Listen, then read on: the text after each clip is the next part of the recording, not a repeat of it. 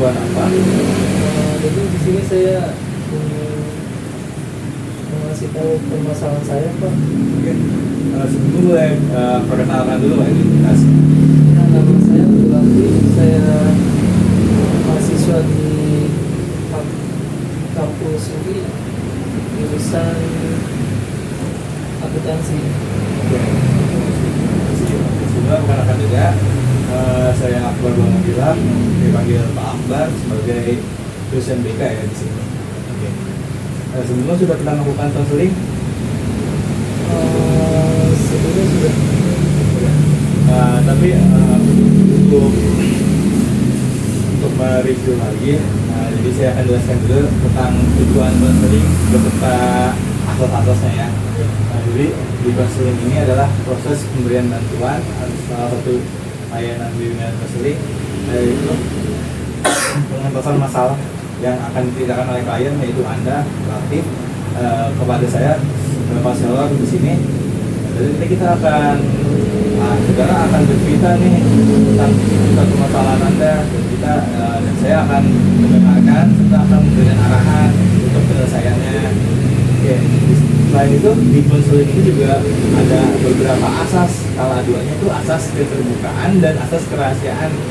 Yang dimana kalau asas keterbukaan itu nanti saudara bercerita nih, terbuka aja tentang permasalahan saudara supaya bisa dipahami lagi lebih detail. Dan kalau urusan asas kerahasiaan, apa yang akan saudara ceritakan hanya akan sampai di ruang BK ini aja. Oke. Sebelumnya kesini tuh perasaannya bagaimana? Apakah terganggu atau bagaimana? Perasaan saya secara jujur saya nyaman-nyaman aja. Nyaman. Tapi emang ada masalah atau ada kebutuhan yang ingin diceritakan ya? Saya ingin menceritakan keluh kesah saya sih, Pak. Oh, ingin besar. Oke. Kita langsung aja, kalau terus kerjanya sudah bersedia. Ya, jadi begini, Pak. Saya kan mempunyai pertemanan di sekitar rumah saya. Nah, lingkungan pertemanan di rumah saya itu orang-orangnya itu toksik. Contohnya seperti berbahasa kotor, berbahasa kasar, seperti berbahasa binatang lah. Seperti itu, Pak. Dan dia kadang merendahkan harga diri saya di depan teman-teman saya. Oke. Jadi teman-teman di lingkungan Anda tuh suka toxic verbal ya, suka ucap, suka kasar. Iya, benar. Dan juga suka merendahin Anda.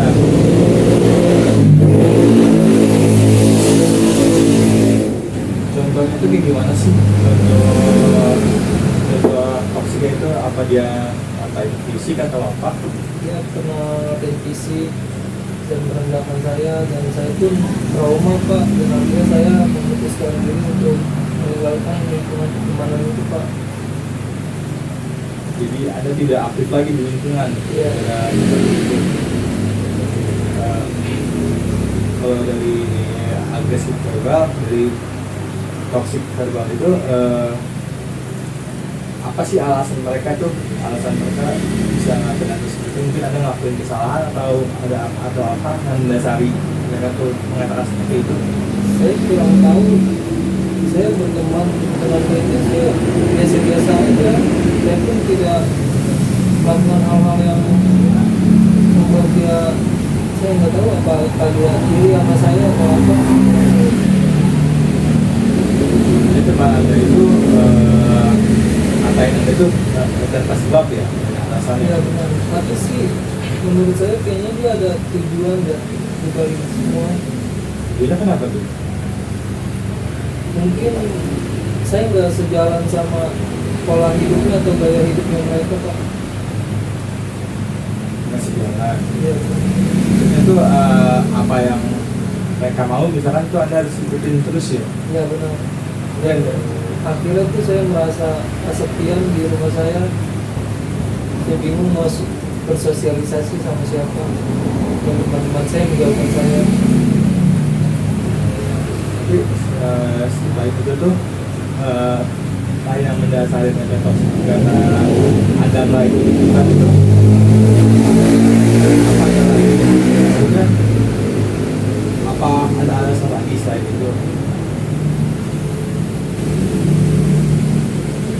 Kayaknya kayaknya sih ya dia iri sama kehidupan saya kan gitu. Iri sama kehidupannya itu seperti apa? Kayak dia mungkin contohnya saya seperti berkuliah, dia berkuliah juga dan dia menjatuhkan saya akhirnya. Nah, jadi teman Anda ini kuliah? Iya, sebelumnya tidak. Ya. Terus dia iri ya sama Anda? Iya. Sebenarnya bagus itu, Anda memotivasi dia untuk kuliah. Iya. Nah, tapi dibalik dia itu semua, tujuan dia ada hal negatif buat saya, Pak. Ya, itu contohnya kayak ingin menjatuhkan saya dan itu dia sudah berhasil.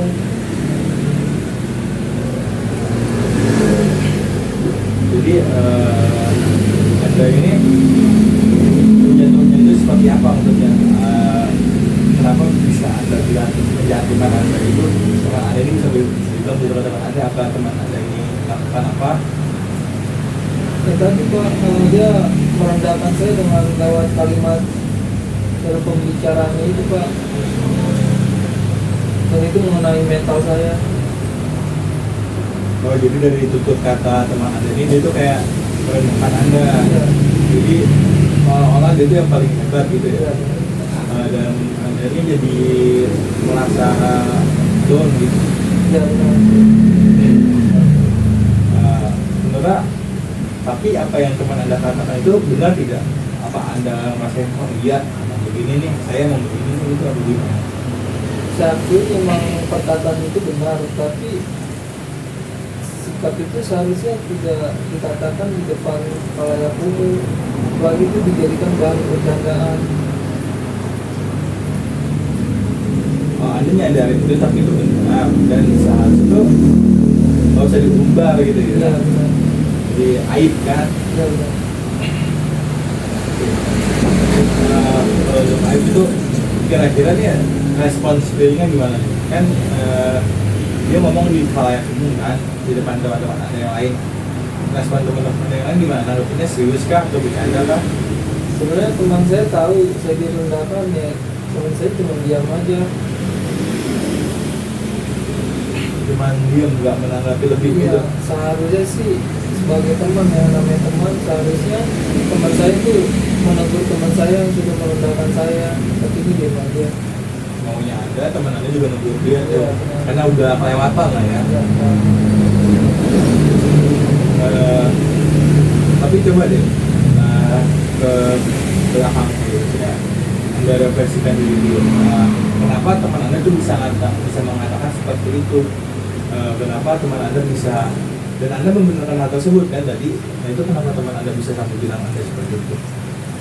mungkin karena sikap saya dulu ya, saya dulu pernah jahilin dia. Mungkin dia dulu pernah dibully juga sama saya dan teman-teman saya, mungkin kegantian kali. Emang sih saya telah lagi sekarang itu dia orangnya jadi dengkian sama orang, dan dia nggak bisa ngelupain itu. Jadi teman Anda ini dulu tuh pernah Anda jahilin gitu ya, Anda bully ya. Benar. Terus dia tuh ngerasa karena sekarang udah pas posisi dan situasinya, jadi balas dendam. Benar, benar.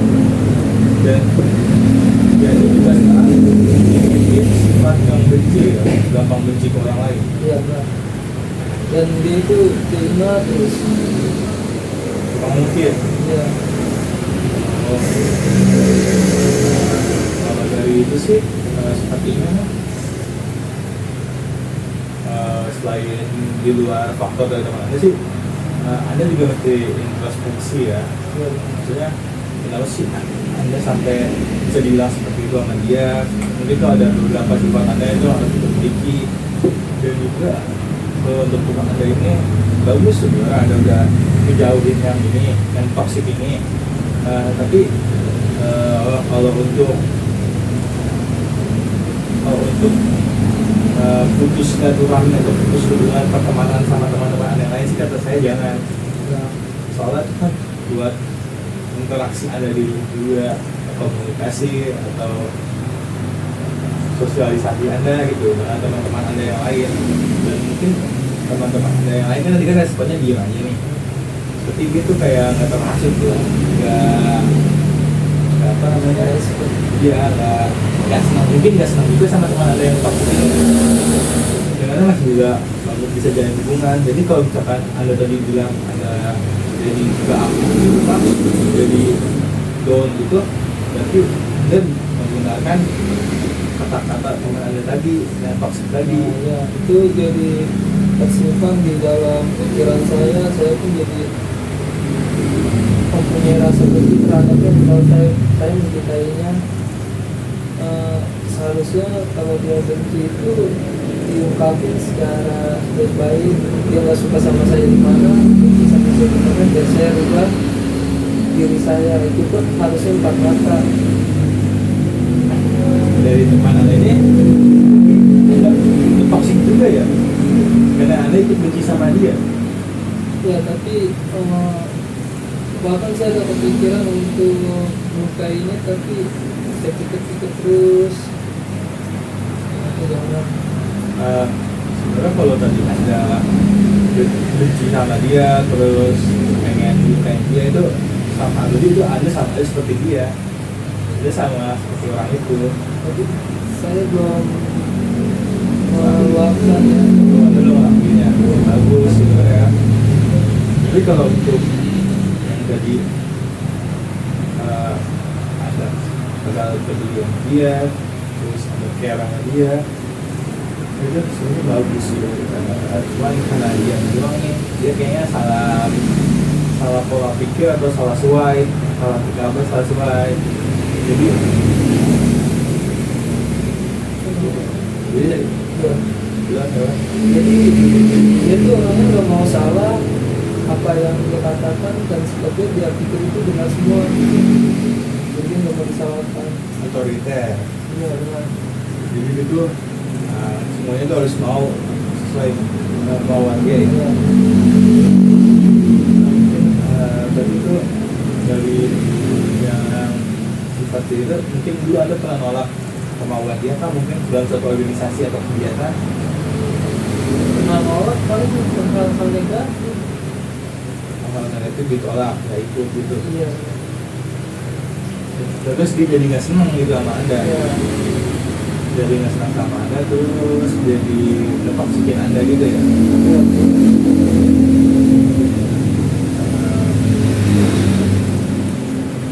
Mungkin ini untuk review tentang sama Anda. Tadi imbasnya tuh gimana? Imbasnya ke Anda tuh Jadi saya merasa down, saya merasa kesepian di rumah, jadi ingin bersosialisasi kembali pun saya merasa tidak enak lagi. Ya mungkin ini untuk saya mengupgrade diri dan introspeksi diri saya karena kesalahan-kesalahan saya yang lalu mungkin ya itu. imbasnya tadi tuh ada ini di rumah ya. Dari imbasnya itu, dan dari imbas ada di introvert di rumah dan gak aktif, terus ada doang juga, ada nggak sih kerugian atau kerugian apa sih yang Anda rasakan itu? Kerugiannya itu saya jadi tidak bisa menikmati hidup. Apa lagi ya? Itu dia pasti dia nggak bisa menikmati, merasa kesepian. Jadi nggak bisa menikmati hidup dan merasakan kesepian. Terus rasa kesepian itu Anda pernah salurkan ke hal yang lain kan? Misalkan Anda jadi aktif di lingkungan sekolah atau kampus, atau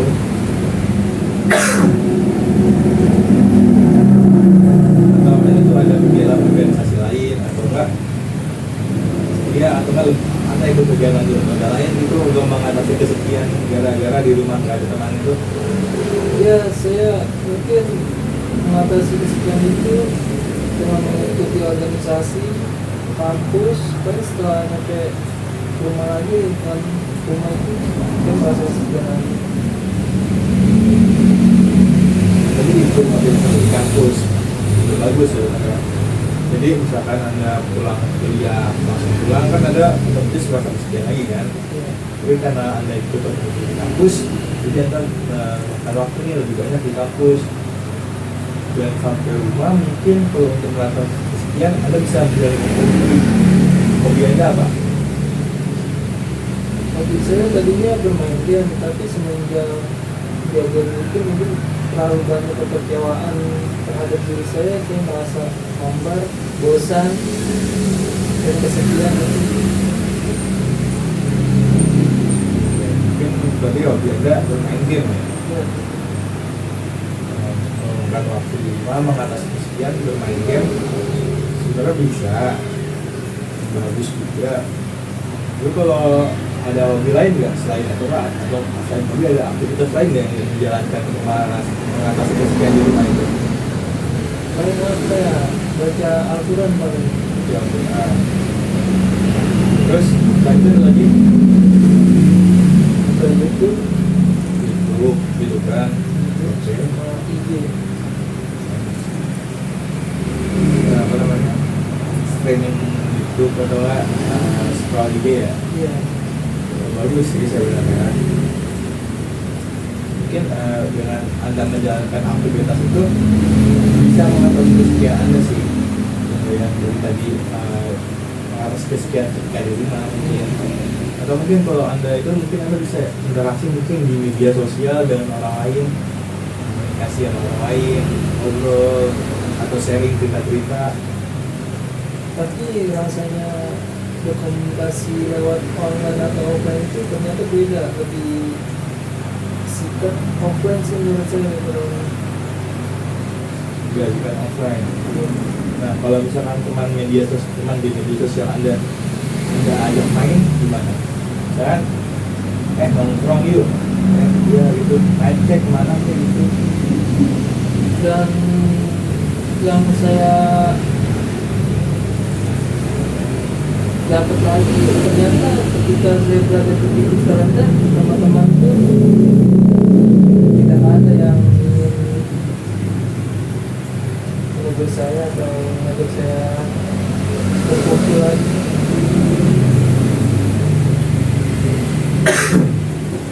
Di saat anda sedang ada di titik terendah tuh teman anda ngejauhin gitu. Ya benar.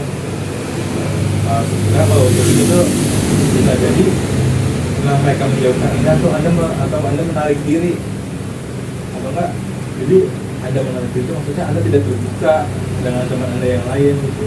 Menurut saya kalau saya tidak menarik diri, ya itu percuma. Saya akan ketemu orang-orang toksik lagi, orang-orang yang narsistik. Kalau anda menarik diri, Iya. jadi sebenarnya yang anda inginkan itu apa? Sebenarnya kan anda menarik diri dengan alasan tersebut nih, kayak menghindari teman-teman toksik, tapi di suatu sisi anda merasa dijauhi juga. Mungkin saat anda sedang jatuh tidak ada teman dekat, itu sebenarnya yang anda inginkan itu apa? Yang saya inginkan itu saya mempunyai perkumpulan teman itu yang hidupnya sehat. Seandainya bercanda ya bercanda yang sehat-sehat aja, yang nggak ngerendahin orang lain.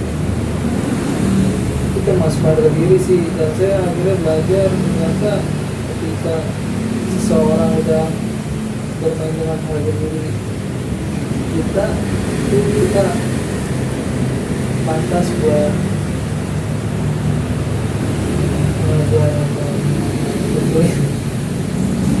Untuk menindaklanjuti ya. iya benar. Nah, jadi anda tuh pengen itu lingkungan pertemanan itu sehat, Iya, gitu. iya, Sehat, saling menghargai lah. iya benar. Juga tadi apa? Harus menghargai lah. Menghargai dan menjaga privasi Iya. mungkin ya. Kalau saya sedikit cerita lagi, dulu saya kan waktu sekolah benar-benar memberikan harga diri. Ketika gaji saya direndahkan, saya langsung bermain fisik, dan akhirnya saya ke-trigger dengan omongan seseorang. Kalau di bercanda itu jangan sampai yang fisik, dan pada akhirnya itu membuat gangguan jiwa kalau kita tahan kayak gitu. Jadi lebih baik kalau udah orang udah bercanda atau mengenai harga diri, lebih baik ukur sih. Oke. Untuk mengalahkan emosi, dan itu benar sih bisa menyebabkan kita stres berkepanjangan jadi gila juga.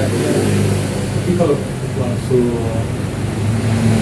ngasih aksi respon fisik itu mukul sebenarnya nggak bisa dibenarkan juga, tapi kalau salah sih enggak, karena itu udah ini ya, udah nyangkut harga diri ya. Jatuhnya pembulian nggak ya? Mungkin sesekali dikasih pelajaran boleh aja, Nah, cuman untuk mengingatkan kalau kali itu kalau misalkan gitu supaya nggak terlaluan lagi dan nggak diulangin lagi mungkin. Jadi kalau untuk yang dipukul tadi mungkin bisa ada opsi lain nggak menurut Anda? mungkin harus diomongin secara baik-baik dulu, menegur atau menasihati. Tapi kalau udah nggak bisa, itu harga diri, lebih baik kita kasih pelajaran kalau secara fisik. Ditegur dulu. Iya. Oke, jadi dulu atau di apa ya? Bahasanya itu ada tuh Facebook sama dia yang ngasih tahu batasan gitu. Iya. Kalau misalkan kalau lu ngelewatin batasan ini, kalau lu kurang ajar sekali lagi, gua nggak terima, lu terima lah konsekuensinya gitu ya. Iya benar Pak. Kayak bisa jadi kayak gitu boleh aja. Jadi kan udah ada peringatan dulu nih dari kita ke dia nih, betul boleh. Terus tadi kita balik lagi ke yang kemauan Anda. Tadi kan Anda maunya teman lingkungan Anda kan nggak toksik, yang bisa saling menghargai, terutama tentang harga diri ya, menghargai privasi juga, dan kalau bisa jangan keterlaluan. Nah, saya tanya lagi nih ke Anda nih, Anda udah ngelakuin itu belum ke teman-teman Anda? Kan kayak Anda menghargai teman-teman Anda, terus Anda bercandain teman Anda tuh sewajarnya tuh udah belum?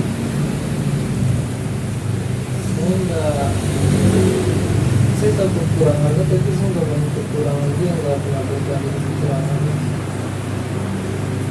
Jadi Anda tahu kekurangan dia, tetapi Anda nggak ini ya, nggak ada ubah gitu, Iya. atau nggak ada permasalahan. Oke, sebenarnya Anda udah bagus sih, nggak ada perbesar gitu, salah begitu, ada tutupin lah privasinya. Itu udah bagus, mungkin emang itu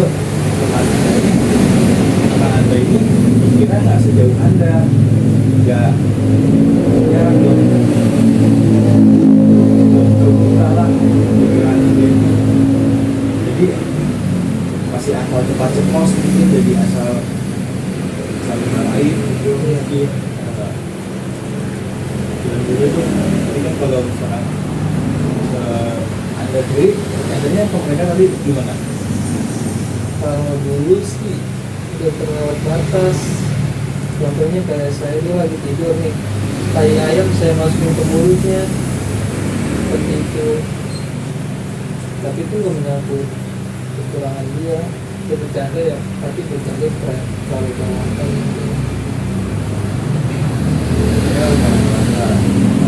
Ya, juga yang sekarang nih gimana nih?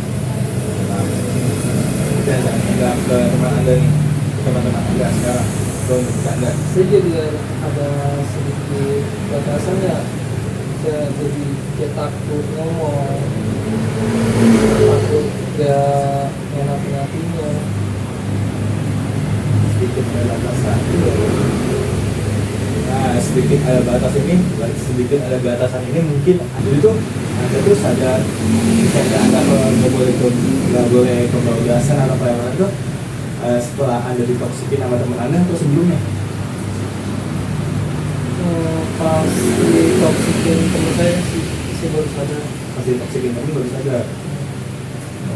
Jadi buat pelajaran juga ya buat Anda ya. Secara keseluruhan sih sebenarnya itu udah bagus, udah ada introspeksi sih. Dan Anda juga udah sejauh ini sih Anda udah bisa nyelesain masalah yang Anda hadapi. Mungkin prefer aja sih, lebih baik lagi sih kalau misalkan Anda nih nggak menutup diri, maksudnya di lingkungan Anda tetap bersosialisasi. Ini sih yang saya tangkap dari cerita Anda tuh, Anda meluangkan waktu buat hobi seperti YouTube-an atau Quran, kemudian main sama teman yang lain itu udah bagus, sudah bisa untuk mengatasi ya kekosongan lah kalau di rumah. Mungkin Anda punya rencana nggak sih? Rencana Anda selanjutnya? Mungkin saya harus memperbaiki diri saya, sikap saya, bahkan saya harus menghargai diri saya sendiri sebelum menghargai orang lain. Lebih baik menghargai orang lain dulu baru menghargai diri saya. Jadi itu rencana Anda ke depan ya? Kan sudah kurang lebih 25 menit nih kita konseling nih. Ya. Selama proses konseling apa yang Anda rasakan ini? Lumayan bagus sih. Lumayan juga karena Saya udah mengeluarkan unek-unek saya. mengeluarkan unek-unek Anda ya. Mungkin unek-unek Anda tadi itu mengganggu pikiran Anda atau mengganggu aktivitas Anda ya. Jadi ketika Anda sudah keluarkan dan juga oke, terus ada lagi nggak selain unek-unek perasaan apa Anda yang perasaan yang Anda dapatkan setelah dari konseling ini? Semenjak kejadian itu ya saya menjadi sadar, dan setelah konseling ini saya tuh jadi bisa menikmati hidup saya. Semoga bisa menikmati hidup lagi. Dan tadi itu Anda sudah punya planning untuk seperti menghargai diri sendiri, menghargai orang lain, atau lebih jaga sikap dan sifat itu oke banget, itu bagus banget. Oke. Mungkin dari keseluruhan konseling ini apa sudah cukup atau ada yang Anda ingin ceritakan lagi? Ini sudah cukup. Sudah cukup. Oke. Tadi kan Anda sudah bilang merasa lega kan ya, sudah keluarkan kan ya. Oke. Mungkin lain waktu jika Anda menghadapi permasalahan lain atau hal-hal yang mengganggu produktivitas Anda, mungkin Anda bisa jadwalkan kembali ke sini untuk kita melakukan konsultasi seperti ini. Dan melakukan konseling lain waktu atau Anda ingin konseling silakan saja. Tapi harus kira-kira Anda bersedia nggak melakukan konseling lagi? Siap bersedia. Bersedia ya? Karena dari Anda juga sudah cukup proses konselingnya. Terima kasih atas kepercayaannya terhadap BK ini, terhadap saya sebagai dosen BK, sebagai investor. Terima kasih atas kepercayaan Anda. Tenang saja, apa yang Anda tinggalkan nggak bakal nyampe kok keluar. Cukup Anda dan saya yang tahu apa isi proses konseling ini. Mungkin bisa kita akhiri. Semoga Anda kedepannya lebih produktivitas lagi, lebih bisa menunjukkan perform diri Anda sendiri yang lebih baik lagi, versi Anda yang lebih baik lagi. Mungkin kita akhiri sesi konseling ini. Kita ucap alhamdulillah.